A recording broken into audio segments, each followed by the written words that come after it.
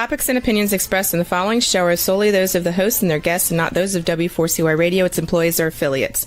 We make no recommendations or endorsements for radio show programs, services, or products mentioned on air or on our web. No liability, explicit or implied, shall be extended to W4CY Radio or its employees or affiliates. Any questions or comments should be directed to those show hosts. Thank you for choosing W4CY Radio.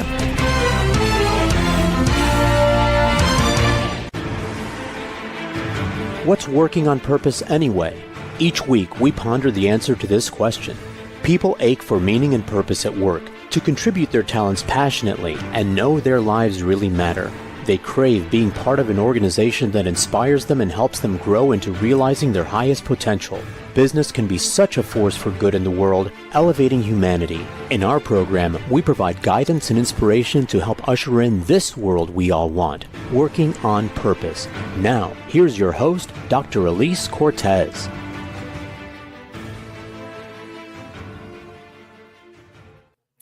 Welcome back to the Working on Purpose program, which has been brought to you with passion and pride since February of 2015. Thanks for tuning in again this week. Great to have you. I'm your host, Dr. Alise Cortez. If we have not met before and you don't know me, I'm an organizational psychologist, management consultant, logotherapist, speaker, and author. And my team and I at Gusto now help companies to enliven and fortify their operations by building a dynamic, high-performance culture and inspirational leadership activated by meaning and purpose. And did you know that inspired employees outperform their satisfied peers by a factor of 2.25 to 1? In other words, inspiration is good for the bottom line. You can learn more about us and how we can work together at gusto-now.com or my personal site, alisecortez.com. Now, getting to today's program, we have with us today Howard Lewis, the host of Offline, a gathering of about 35 clever, engaging, interesting people over dinner. He is also the director of the Shore Collection, a privately owned art collection principally focused on old masters, but also embracing 19th and 20th century paintings, prints, books, and other categories. And he also writes on various subjects, including art, travel, football, and other affairs of the day. And he also has his book out, Leave Your Phone at the Door, which was just a delight. We'll be talking about his offline philosophy and how we can embrace it in everyday life. He joins us today from London. Howard, a hearty welcome to Working on Purpose. Well, good afternoon. Lovely to be with you. It's already my day's better, as I told you before we got online, because I'm with you. Well, that's obviously a good start. I can commend that. Let's hope it actually goes better from this point rather than somehow plateauing. So anyway, I'm in your hands entirely, Eddie, so fire away. All right. Well, let's start just off with really who you seem to be about, as far as I know you so far. You have this whole offline philosophy, this Leave Your Phone at the Door book that you've written that I've read. By the way, it was delightful to read that book, Howard. There was so much. To me, what I get from you is you are a man who is going about the business of life and dancing with every little moment that you can as you go along. That's what I've gotten from you so far. I think that's actually a fairly respectable summary. I think that certainly I am very inclined to embrace life for good and for bad. I think the reality of the matter is that most people are a little bit too scared about what may go wrong rather than concentrating on what may go right. And I accept things will go wrong because that's life. Mm-hmm. But I don't agonize over the small stuff. I just think somehow if you take a bit of a chance, you're more often than not surprised on the upside. And it happens to me again and again. Actually, I related a story to a friend of mine this morning about an incident about 3 months ago, a bit less. I was on the subway in London and the compartment was fairly empty and the door opened and literally 25 kids all pile on with a couple of teachers in tow. And there was a seat next to me, empty. This boy sits down, probably about 11, 12, Indian boy. Puts his bag down, he turns to me directly, looks me in the eye and says, "And how's your day been so far?" Which was what an interesting question. I thought, actually, my day's been actually very good. How about yours? And he said, wonderful. He said, we're just coming back from a school outing to a place called the Globe. I don't know if you're aware. The Globe Theatre is the original theatre where Shakespeare's plays were performed, originally built in 1599. It was reconstructed essentially and rebuilt in that Elizabethan style about 50 odd years ago. It's still an amazing structure. You can go and they have plays, it's all outside, a fascinating format. Anyway, we chatted about the building and when it was constructed, a little bit about Shakespeare, whether he'd read any of his plays. And probably after 5 minutes, he got off, they left to take another line. But I thought to myself, in that 5-minute spell, there actually was hope for humanity. Here was a kid who did not at the first opportunity look at his phone, play a video game, stare at the floor, be disengaged. He actually was curious enough to ask me, and I just felt, he was 11 or 12, I should give him sufficient respect to ask him about his day with the same level of interest. And for that 5-minute spell, I thought to myself, wonderful.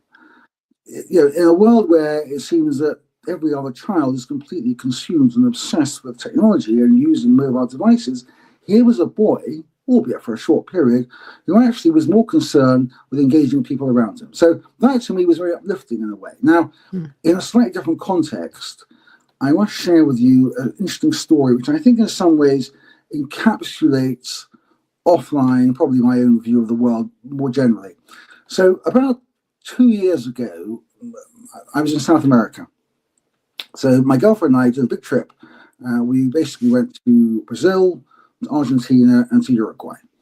And a very good friend of mine in New York, a Brazilian friend, said, by the way, if and when you get to Rio de Janeiro, you should hook up with a friend of mine. I think you've gone very, very well. He's a bit older than you, but he's an interesting guy. He's into football, he's into art, he's into world affairs. I just think you're going on very well.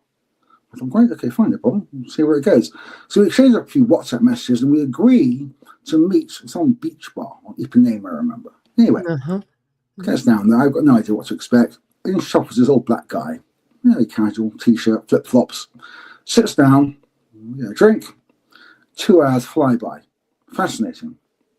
So much so he said, look, it's been great meeting with you. I'd love to see you again. Can we get together maybe with our partners in a couple of days? Because obviously we're traveling. I said, yeah, well, we did, as it happens. Anyway, I had to get back to meet my girlfriend for supper. It was early evening by this point. I wanted to go for a shave, to go to a local barber. He said, I'll take you somewhere nearby. I said, we're getting lost. Anyway, we're walking down, and I didn't know anything about his professional career at all, except for the fact he was a lawyer. We didn't discuss business in any shape or form in the preceding 2 hours. Anyway, I say to him, I gather you're a lawyer. And he said, yes. And I said, any particular speciality? He said, my thing actually is constitutional law. And I thought, wow, I don't hear that very often. Plenty of people doing matrimonial or doing real estate or corporate, but constitutional law? That's uncommon. I said, in what capacity? Were you maybe a partner in a major law practice? Were you running a think tank? He said, no, not that kind of thing. He said, I was the public prosecutor. I thought, oh, really? Keep talking. We'll weave your way through a crowd outside the street. What emerged then and subsequently is that in 2002, this guy, his name is Joaquim had been appointed a member of the Supreme Court in Brazil by Lula the first time around. Mm-hmm. One of the first things he does when he takes office, he presses charges against 42 of Lula's entourage. For corruption, money laundering, racketeering, intimidation, puts them all away, puts them in prison.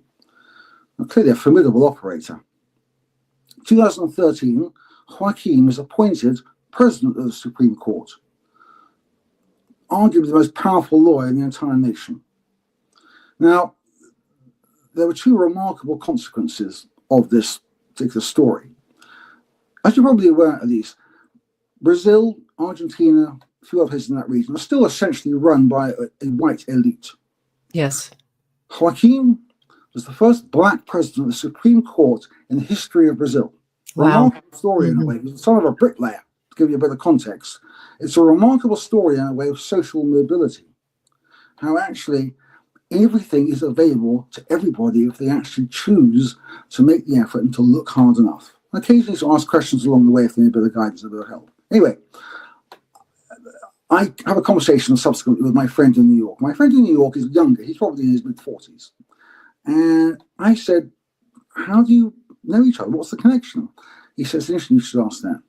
He said, when I was a young guy, I did my law degree at UCLA in California.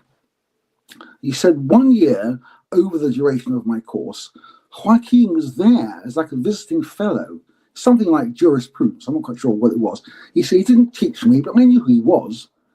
And it turns out that one day we are standing in a very long line on the campus in a queue, basically with a drinks machine. We are two Brazilians side by side in this long snaking line. Not only that, we're both standing there, we're both wearing the same Brazilian football shirt. Yeah. And he said, we just connected. Obviously, I knew his background in generality. We stayed in touch. And after, obviously, I graduated, obviously, I came back to Brazil to do other things. And my friend is in New York, got married last year in Colombia. So it happens his wife is Colombian. And Joaquin was there, and I spent the day with him. It was great. Now, a really interesting guy on every level. And what I'm saying here, which is important, there could have been many reasons why I didn't meet him. It was the wrong side of town. It was the rush hour. I had to get a cab. There might be a bit of crime nearby. There were hawkers on the beach. The conversation might not be very interesting. I might like him. He might like me. All possibilities, but none of them significant enough for me to say, forget it. I'd rather sit here by the pool or just waste my, or not waste my afternoon, but at least let my afternoon drift by without doing very much. I went, I met him. It was great. We became very good friends. I met him at the wedding in Colombia. I'm seeing him in London in May when he comes over. I'm sharing that story really, at least simply because it really is all about the nature of randomness and serendipity. And those two tenets are really caught offline. If you take a chance, if you actually approach things with a positive spirit, more often than not, you'll be surprised on the upside. Mm-hmm. How delightful. I welcome randomness and serendipity too. And by the way, in case you were wondering why I was nodding as vigorously as I was, is I lived in Rio de Janeiro for 2 years. I know Ipanema. I also lived in Spain. I love Argentina and Uruguay. Ainda falo português. I still speak Portuguese. So there's a lot of beautiful things that I'm connecting on that. And you did a beautiful job, of course, in opening our conversation about just the splendor that's available to us when we can walk the planet and be able to enjoy some serendipitous moments without an agenda or an expectation. I think that's absolutely right. I mean, I think that in a way, I think that one of the challenges of the technology today is it limits people. And there is a much greater fear about what may go wrong rather than what may go right. And I just feel somehow that the technology inhibits people, it limits them, it imposes all kinds of boundaries. Mm-hmm. And I think what it does do above all else is that it actually takes away that which is most human. Mm-hmm. And really, what I mean by that is the kind of physicality, which means we are, in a sense, reminded of who and what we are. And I think that machinery, whether it's a laptop, an iPod, or whatever, it creates a distance. And people almost retreat into a private world where actually they're not going to be challenged. Nothing will be difficult or demanding. And I just feel fundamentally that that's a mistake. Mm-hmm. It's a big mistake. You need, in a sense, to be stretched. You need to have somebody question you. You need somehow to be invited to step a little bit out of your comfort zone. And there's not enough of it today. Mm-hmm. Well, one of the things I like to do that you might endorse, Howard, and I do this all the time. One of my values is empowerment. Of course, that's what I do partly in my work, but I love to celebrate love. And when I'm out in public and I see couples actually connecting and talking and being with each other, I oftentimes will come approach them and come celebrate that with them. And part of the reason I do that is because I know that when you celebrate and give love attention, it grows. So just as a simple example, I was out with my daughter and her boyfriend some time ago. We were having a very nice dinner at an Italian place before we went to go see the symphony across the street afterwards. And I noticed the couples that were actually talking. And one in particular was sitting right in front of us the whole time. And they were talking the whole entire time that we were there for dinner. There was no cell phones present. And so I looked at my daughter. She says, yeah, I know you're going to go talk to them. Just go do your thing. And so I got up and I came over to the table and I said, excuse me, I don't mean to interrupt. Of course, I do mean to interrupt just a smidge. But I said, I couldn't help noticing that you have been enjoying each other the whole time that we've been here. Are you new together? And they said, no, we've been married 25 years. And I turned to the woman and I said, what do you love about this man? And she said, I can be completely myself with him. Now I turned to look at the man to ask him, and I can see he's starting to get emotional. So I put my hand on his shoulder and I say, what do you love about this woman? And he said, I can't imagine starting any day without her. And so we got to just sort of be together, the three of us, in this beautiful moment of intimacy, connecting and enjoying each other. And me, I wanted to celebrate their connection and their union and let them understand that it inspired me, that I saw it, that it moved me. And I do this all the time, Howard. This is something that I do everywhere I go. People always ask me, does anybody ever punch you in the face or tell you to go away? No, they never have. So that's one of my ways that I enjoy the serendipity and just the magic of the moment too. Look, I think it's very important. I think, the difficult thing in a sense is that people have a tendency to overthink. In other words, you are spontaneous and you're very natural and you're very warm and so forth. For other people, they have those sensibilities, but somehow just getting to the point where they say, right, I'm going. Yeah. Yeah, it is actually the hardest thing. Once they're actually there, I used to have this with offline many times. I had people who came to offline, someone who'd never been before, they didn't know anybody, a bit different, a bit awkward, a bit shy. Yeah. And in a sense, I didn't worry terribly much about it. I just knew that if you somehow created the right ambience, it was warm and it was inviting, and that you could hear the tinkle of laughter and people eating and drinking, somehow, despite whatever inhibitions you might have at the outset, you were just drawn in. It's been like, in a sense, being on the fringe of, let's say, an argument, not even an argument, maybe a joke, where it's animated, it's interesting, it's a bit provocative, and you can see people moving and they're responding in different ways, and you just feel yourself leaning in, just getting a bit closer. It's almost like going into a cluster and there's a joke and people are laughing hysterically, and you start laughing as well, even though you've got no idea what the punchline is. Now, and I'm sure you would as well, yeah, and it's difficult to stop yourself. And I think, in a way, when you are, in a sense, a part of the goodwill, and obviously this couple you were referring to in the restaurant were spreading goodwill, both to themselves and obviously to the wider restaurant, which is why you went over in the first place. I think, in a sense, it has an infectious quality. And people like to do it more and like to experience it more. But the fear of doing things wrong, the fear of being marginalized, the fear of being excluded, the fear of being mocked, rejected, laughed at, it's very, very powerful. And therefore, it becomes easier just to do nothing, or even worse, to retreat into a kind of bubble. And one thing I've actually learned, quite interesting, talking about people going out for dinner and having a great time and doing it very publicly.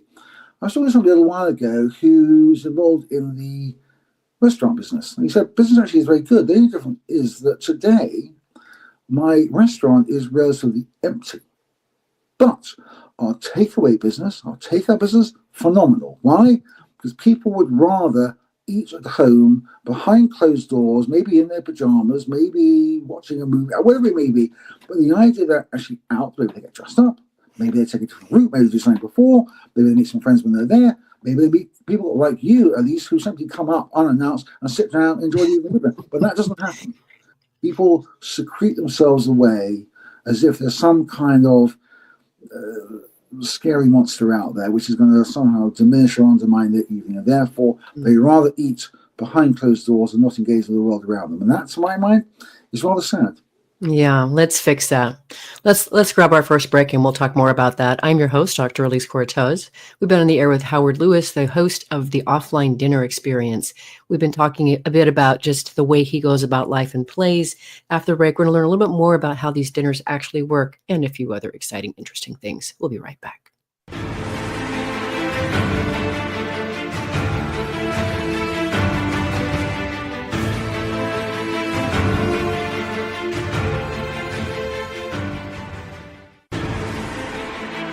Dr. Alise Cortez is a management consultant specializing in meaning and purpose, an inspirational speaker and author. She helps companies visioneer for greater purpose among stakeholders and develop purpose-inspired leadership and meaning-infused cultures that elevate fulfillment, performance, and commitment within the workforce. To learn more or to invite Alise to speak to your organization, please visit her at alisecortez.com. Let's talk about how to get your employees working on purpose.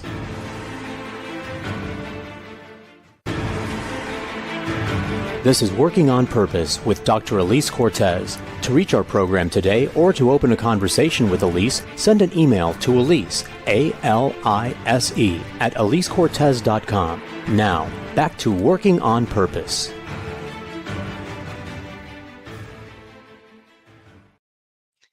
Thanks for staying with us and welcome back to Working on Purpose. I'm your host, Dr. Alise Cortez. As I am dedicated to helping create a world where people have fun in their everyday life and also realize their potential at work and are led by inspirational leaders that help them find and contribute their greatness. And ideally, we do business that betters the world. I keep researching and writing my own books. So my last one came out in 2023. It's called The Great Revitalization: How Activating Meaning and Purpose Can Radically Enliven Your Business. And I wrote it to help leaders understand the discerning needs of today's and wants of today's workforce. And then I provide 22 best practices to equip your organization to create that for them. You can find my books on Amazon or my personal site, alisecortez.com. If you are just now joining us, my guest is Howard Lewis. He's the author of Leave Your Phone at the Door.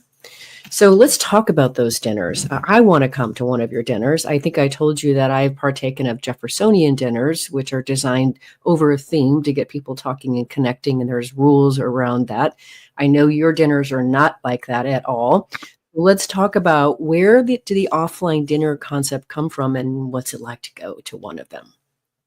But the first thing to say is it'd be a pleasure to invite you. I haven't actually done a dinner for a while, partly because I just felt it needed a bit of a refresh, and partly because I want to get the book finished, which obviously I did last year. So that's something which is actually lying in the future, which I could easily resurrect, and whether I do it in Dallas or I do it in London or anywhere else actually is not an issue.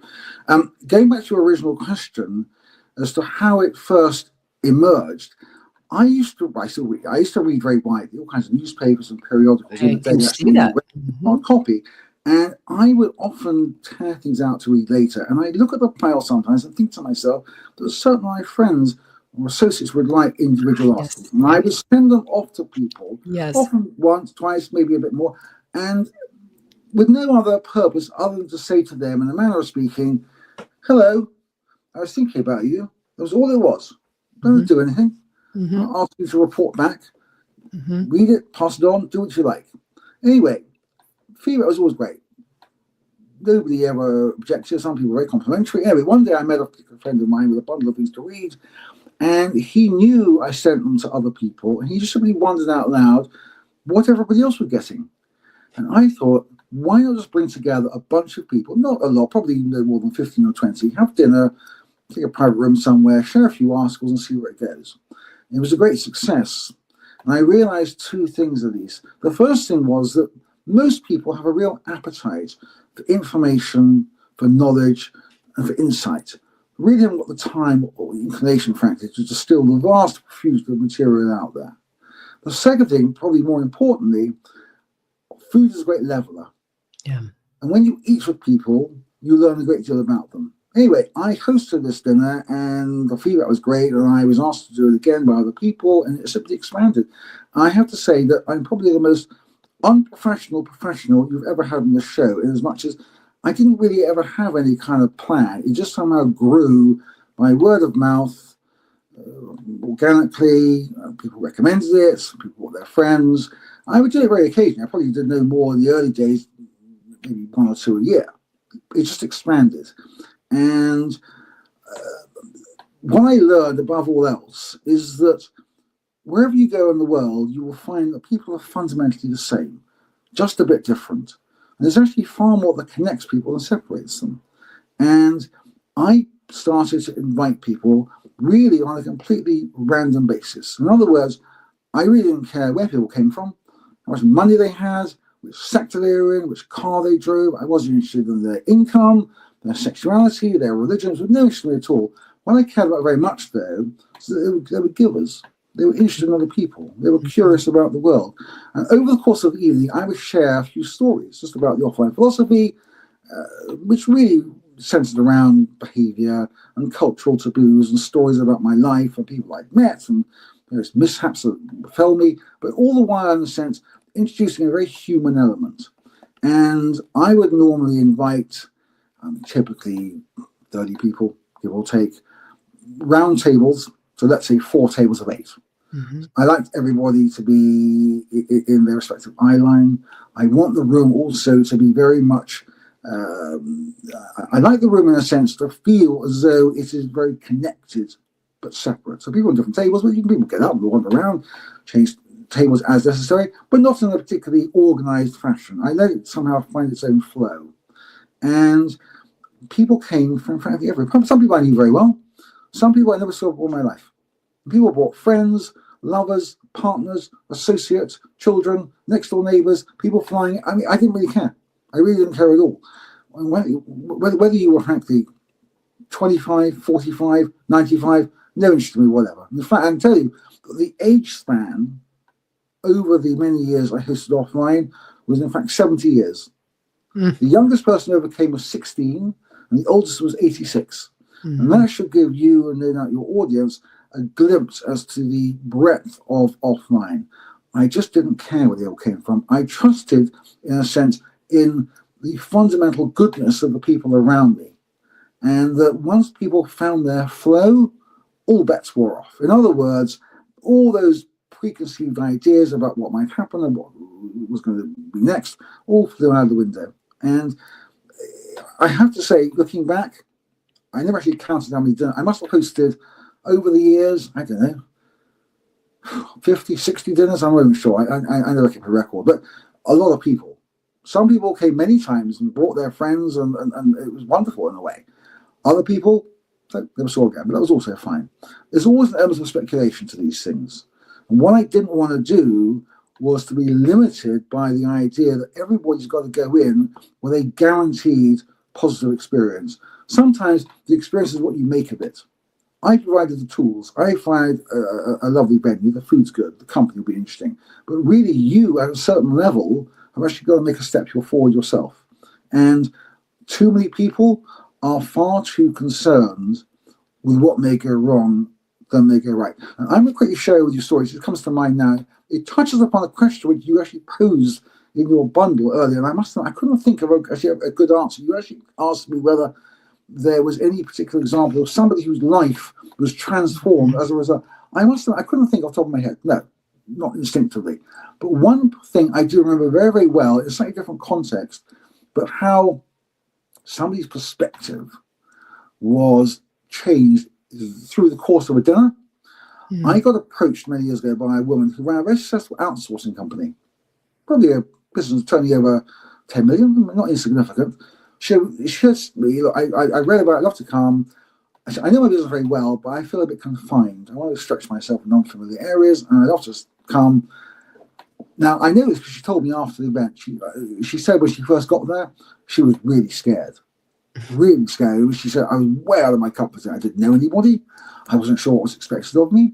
Will people understand my accent? Was my conversation interesting? Did I have to stand up and perform?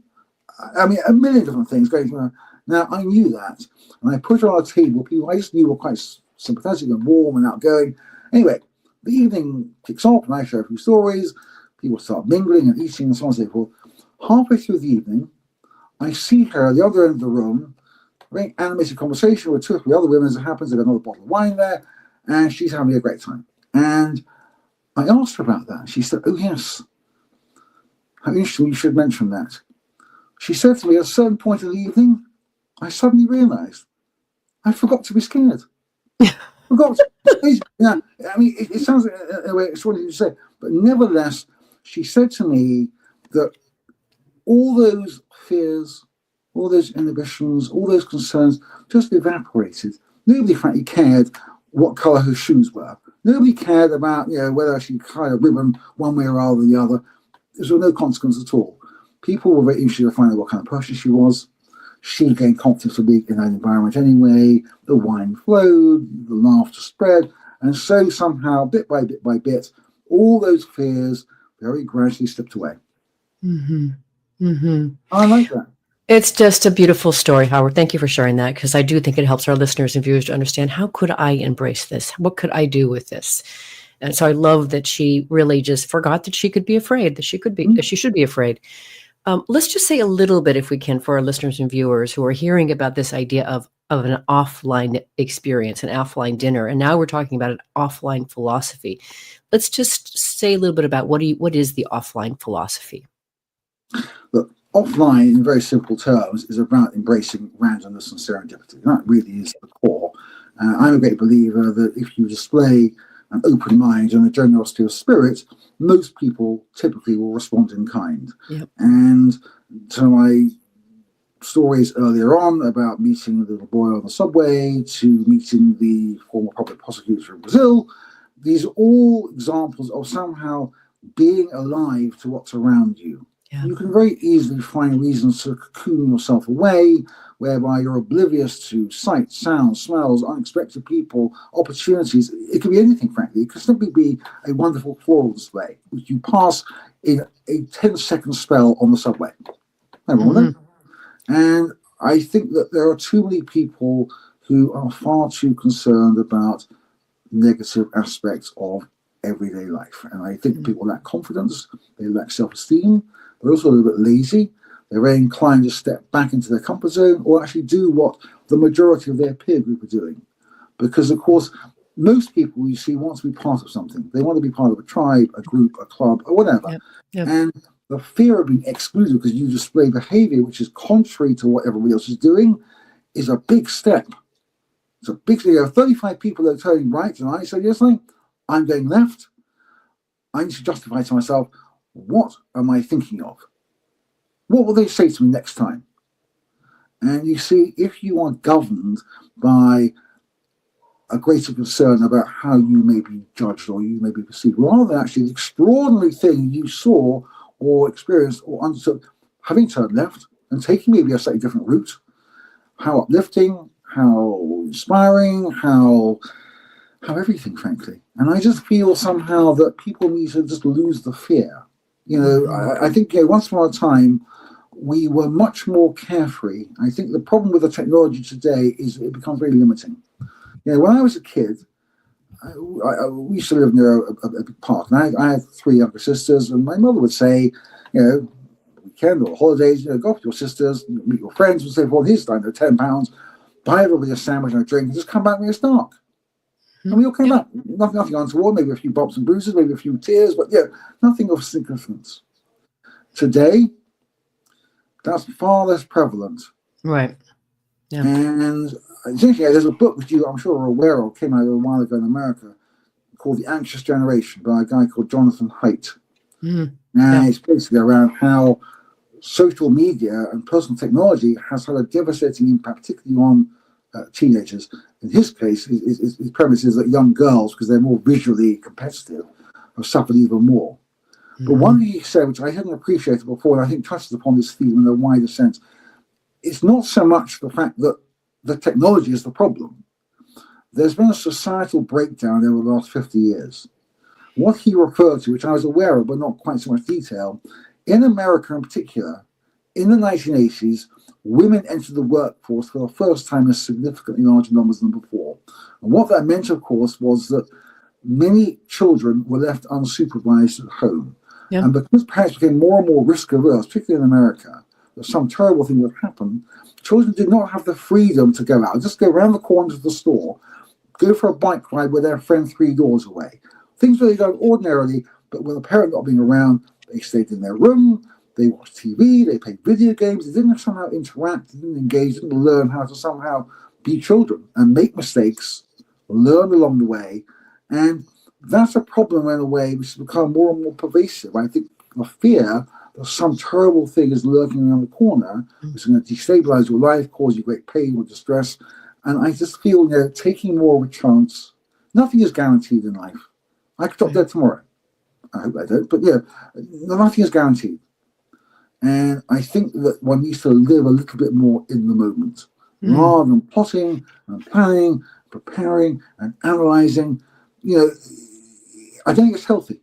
I don't think it's healthy for young children. Now, put to one side social media, which is a separate issue, but the real issue here, I think, is that the technology itself is not the problem. The technology simply accelerated the problem.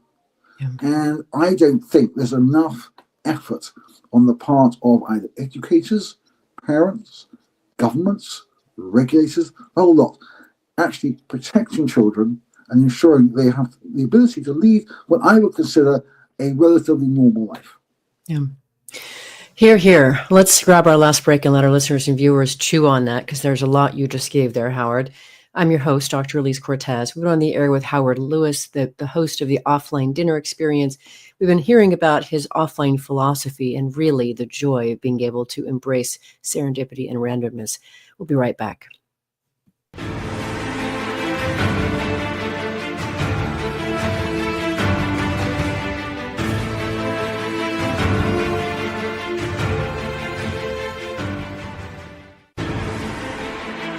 Dr. Alise Cortez is a management consultant specializing in meaning and purpose, an inspirational speaker and author. She helps companies visioneer for greater purpose among stakeholders and develop purpose-inspired leadership and meaning-infused cultures that elevate fulfillment, performance, and commitment within the workforce. To learn more or to invite Alise to speak to your organization, please visit her at alisecortez.com. Let's talk about how to get your employees working on purpose.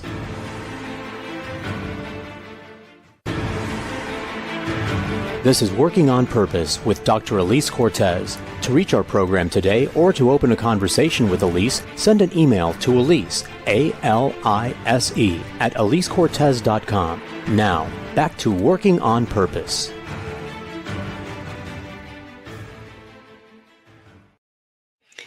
Thanks for staying with us and welcome back to Working on Purpose. I'm your host, Dr. Alise Cortez. I mentioned in the last break that my latest book came out, The Great Revitalization. What I did for you to accompany that is I created a simple 3-page free organizational assessment you can pull off my website at gusto-now.com. And that will help you determine the extent to which your current company's leadership and culture meet the standards of today's discerning workforce. If you are just joining us, my guest is Howard Lewis. He's the author of Leave Your Phone at the Door. So I can't help it because you are kind of in the dark here on the other side of the screen there. And it's okay. Don't worry about it. We can see you, but you are sort of in the dark. Have you ever heard of the concept of dîner noir, where you literally are dining in the dark? No, but I'm very adaptable and I can take on almost any assignment. If I think you would be the perfect dinner companion to go with to enjoy that experience, Howard. So we're going to make it happen. Okay. Dîner noir, where we actually eat in the dark. And the idea is that it just heightens your other senses and allows you to really focus on what you're eating and who you're connecting with. And you remove the visibility piece of it. And then on the other side, there's a concept called dîner en blanc. So literally it's a gathering where everyone wears white. They all bring, have you ever heard of dîner en blanc? I have heard of that, I think, yes. Yeah, I've never been, but I'm going. But the idea is that it's organized, that you find out at the last minute what the location you're supposed to go to meet everybody, and you contribute, you bring the meal, everything, the dishes, the tables, everything, all gets contributed by the people that are coming, and they create it together. Probably has some, there is planning for sure, but some randomness as well that I think you would probably really love. And then somebody might be bringing a harp or something to play or something along the way. But then at like midnight, a bell goes off and everybody jumps into action, cleans every single last morsel and all the evidence up and away, and they leave as if it never happened. I just think it sounds delightful. Yes, it does. It does. I mean, I don't know how big it is, how many participants there are. It could be several hundred people. That's a lot of people. Okay, that's a bit different. I think, when you've got that many people, you can't really achieve the intimacy which I think a lot of us crave. I think obviously it's wonderful to be part of that kind of experience, but never, as I think what matters most of all is to have a kind of physical closeness. And I think that's very important indeed. I think, the events you talk about, and indeed the actual idea of a Jeffersonian dinner, which I didn't know about either, is very, very carefully choreographed. It is, yes. And Adolf line, I didn't really worry about that kind of very much. I mean, I'm very unstructured in some ways. In some ways it's good, some ways not so good. And I really, in a way, allowed the cards to fall in a rather kind of random way. I didn't really think, well, hang on, what did I do last time, or what do I see more or less of? I just felt out, let the room find its own rhythm. Mm-hmm. What I did do, which is very important indeed, though, and this was key to all the dinners I hosted, I gave people permission to be vulnerable. Yeah. I started at the outset by saying, look, okay, I've normally organized a dinner and brought everybody together, but I can assure you, despite that particular ability, I am reliably hopeless at most things. But so what? Let me just give you a scorecard here. We all have different strengths and weaknesses. I can say I'm reliably hopeless at a number of things, but so what? I don't sit there agonizing over it or lying awake at night thinking, well, I could have done better, or somebody beat me at the last minute.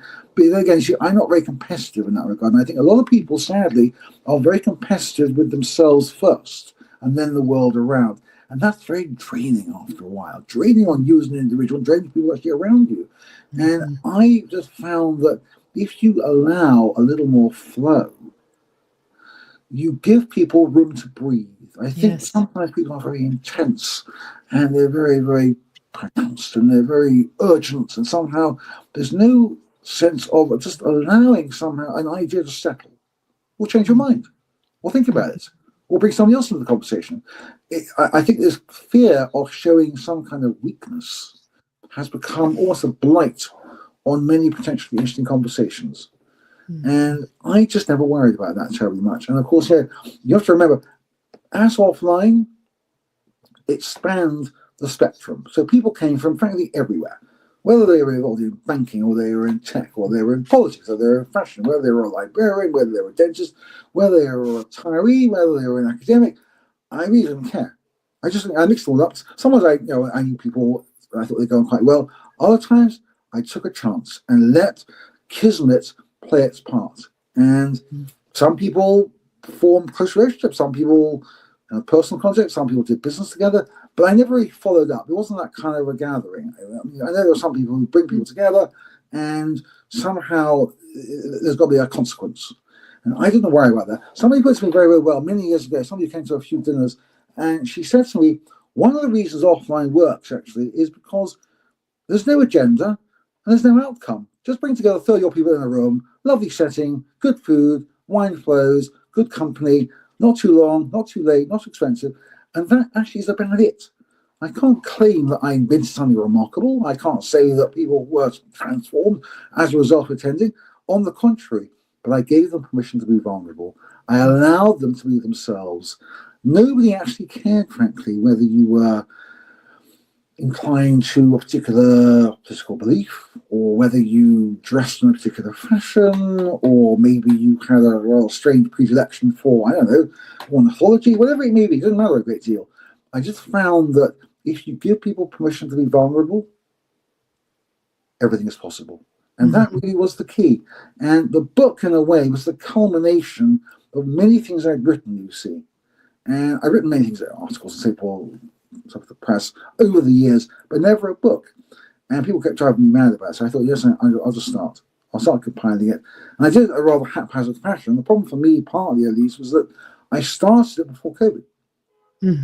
And I actually was approached by different publishers, two in particular in the US, one in the UK, and then COVID turned my life upside down on a variety of ways. I always didn't have the mental bandwidth to get back into the manuscripts 2 years on, whatever it was. In the end, my girlfriend basically cajoled and sort of, should we say, encouraged me to get back, because she said it wasn't going to write itself.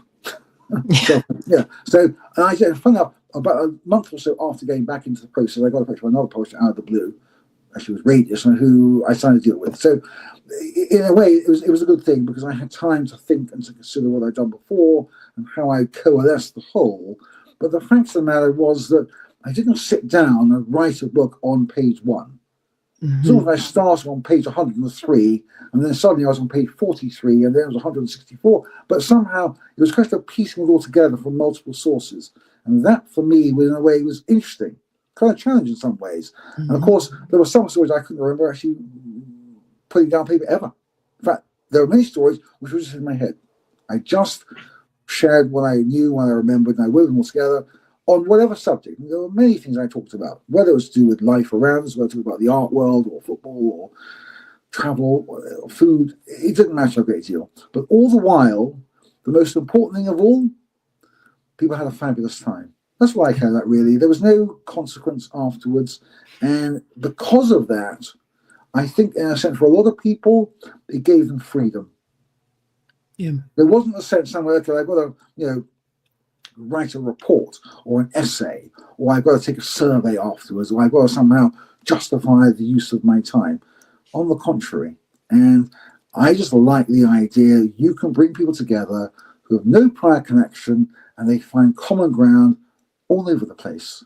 And it's going to many years ago, somebody came to a dinner who I didn't actually know very well. He was a business guy, and he before the dinner, normally 3-4 days, I send a reminder to all the attendees just to make sure they're all coming, they're all paid. Somebody have particular dietary requirements. So yeah, I sent a note through. This guy had obviously gone through every single email, looked at everybody's profile, worked out who was useful to him. He had a printed list of probably 10 names in his pocket. And when he arrived, he showed it to my girlfriend to say, by the way, people here, you know them, maybe I have a chat with them. She said, great, come with me. Took him to somebody who was not on the list at all. Somebody was like a ballet dancer, somebody completely removed from his day-to-day business. Anyway, evening progresses. He goes home. He sends me a note after, said, by the way, love the evening. Actually, I had a great time. Just want to mention to you, I get home, I get undressed, I'm emptying my pockets. What do I find inside? I find that very carefully creased list of 10 people who I earmarked beforehand as being useful to me or my business. Forgot all about it. Just forgot. And I met other people, whether they were ballet dancers, or they were engineers, whatever it may be. But somehow the idea you simply take a chance, I have to say, is a good thing. Now, I'm not opposed to technology. I want to make that very clear to anybody listening. I'm not anti-online. The problem in a way is the excessive reliance upon it has caused people to forget a lot of the basics. Now, you touched on something in your notes before. Simple ways of engaging with people. I tell you the simplest way of all, it's incredibly powerful, incredibly effective, and incredibly simple. Smiling. Yeah. Smiling, Alise, is an incredibly powerful emotional tool, far more powerful than any app you have on your phone. The idea you looked, you stopped, you paid attention, you shared in that 1 or 2 second moment, goodwill. Yeah. That's all. Now, not difficult. It's not as people say, well, I'm not sure about that. I'm going to have to go and study how to do it. No, of course not. It's a very natural way of engaging. Or just the notion of saying to people, thank you, or please, or open the door open for somebody. Not difficult, but it's a very small way of saying to somebody, I care. And that really is it. So I don't have any kind of, there's no master plan with offline. I didn't really intend it in that way at all. I didn't think, well, hang on, here's a 6-point plan you can all follow to lead a more compassionate life, or to somehow find your true self, or, I don't know, discover a new plane which you hadn't considered before. None of that.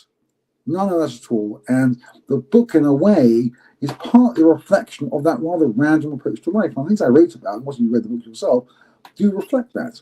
And some of them I wrote for a purpose. I wrote for a publication, or they were maybe stories I shared at the dinner. But all the while, they were about essentially exploring the human condition. And the human condition is endlessly fascinating. And obviously, we are talking about it from the perspective of Westerners.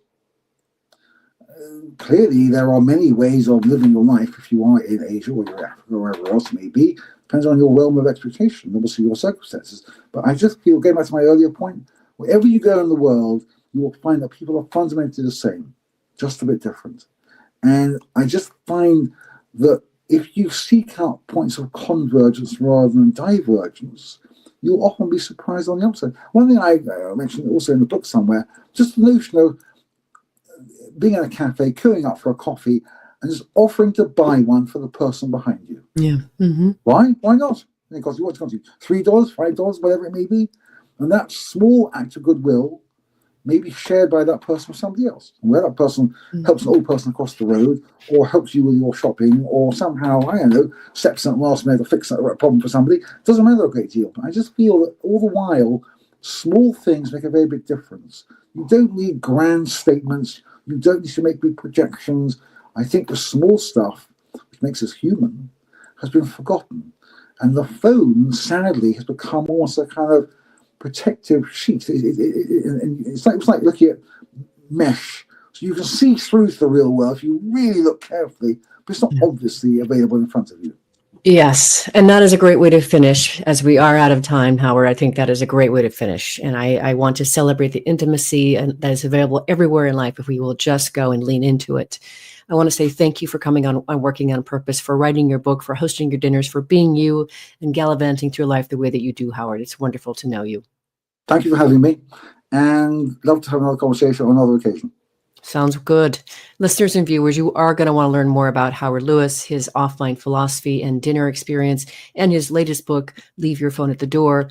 The best way to find him is on LinkedIn, and you can find him by his name, Howard Lewis, and you can notice it'll probably say, you'll know that you've got the right one, it'll say offline somewhere in there. See you next week for another nourishing and elevating conversation. And remember, work is one of the best means of realizing our potential and having an adventure and making the impact we crave. So let's work on purpose. We hope you've enjoyed this week's program. Be sure to tune in to Working on Purpose, featuring your host, Dr. Alise Cortez, each week on W4CY. Together, we'll create a world where business operates conscientiously, leadership inspires impassioned performance, and employees are fulfilled in work that provides the meaning and purpose they crave. See you there. Let's work on purpose.